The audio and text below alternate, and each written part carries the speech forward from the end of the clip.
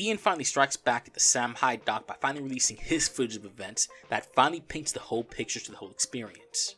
Getting Away with It offers itself as a more serious documentary to collide with Sam's version of events. Sam and his crew were open with the fact that they were fucking with Ian the entire time, so here we see that in action, and we see more clearly how Ian reacts to the whole thing. The sheer level of uncomfortableness that is felt on Ian's end is felt here, especially with his interaction with Danny, the actress Sam hired to be his girlfriend, enough to the point where Ian was actually considering helping her.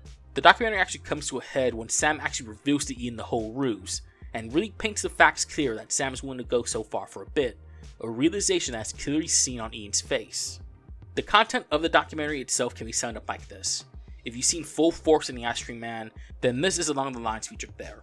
You get interviews with Sam, people associated with Sam, segues from important moments in Sam's career, and an ending where Ian sums up his time working on this. I feel that Ian played it safe here, which I feel is the only way we can go with talking about someone like Sam, but I have this feeling that he played it too safe because I really wanted to see Ian go for some more hard-hitting questions about Sam, the content of his comedy, and try his best to fully unravel the man underneath the character. I'm not saying he didn't do that, I just felt like he could have done it more, a lot better, and maybe with a lot more serious tint to his attitude. At the very least, I'm surprised that Ian went with a more middle ground approach when doing this. I felt if anyone was going to make a documentary about Sam Hyde, they'll aim for a more specific side, and in turn, paint their own agenda about how we should see Sam.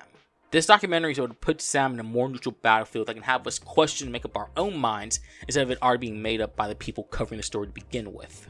In the end, Getting Away with It is a good documentary that looks at Sam in fair light, while also acting as a good companion piece to Sam's own doc that, when watched back to back, paints a much bigger picture and bigger story of two content creators doing their own thing and how it works well off each other.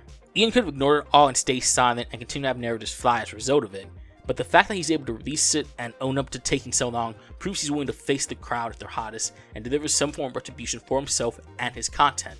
Excuse me. Do I wish more stuff could have been added here? Yeah, but you still have the Sam doc to act as a companion piece to this, so you don't really have to worry if you want to see more content from this experience.